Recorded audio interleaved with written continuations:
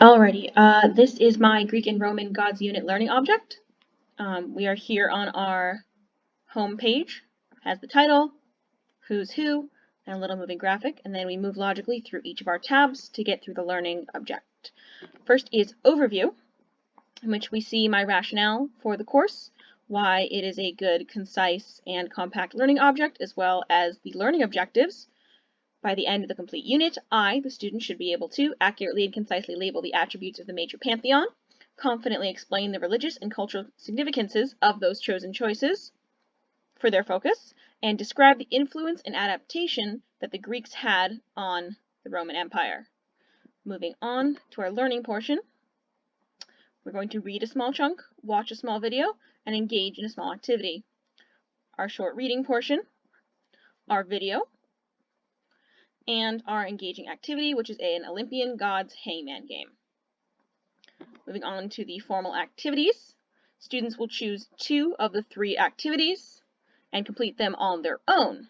When it comes to group work, we have 2 activities. We have participate in the Kahoot game in class, and on their own, add a slide to the Google Slides collaborative PowerPoint, in which each student chooses a major or a minor god and creates a small presentation individually, which will be assembled into a larger project. And as for the final assessment,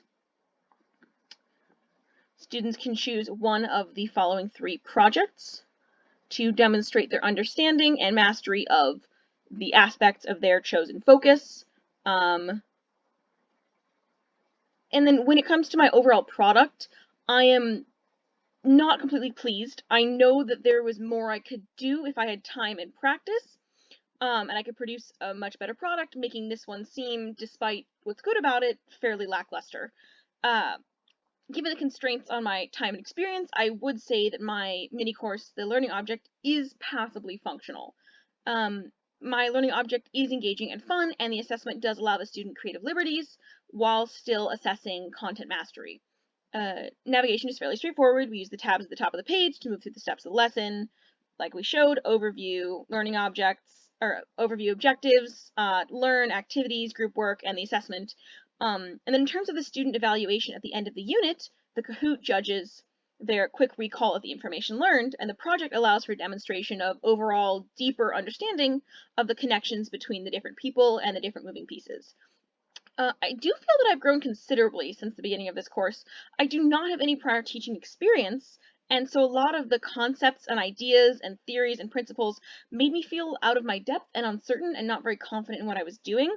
But after researching and learning more thoroughly, I do have a better sense of confidence in my ability to make progress through this MSc IT program. I do have a long way to go, but I'm no longer so thoroughly daunted by the prospects of the workload that will accompany this course.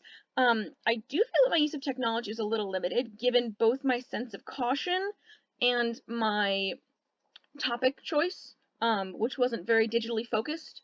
If I had gone with a topic that was more pertinent to digital citizenship, I could have chosen learning resources that were more applicable and relevant. But if I were to redo this course, I would be more adventurous with my choice of topic and my inclusion of technological tools as they and I continue to develop.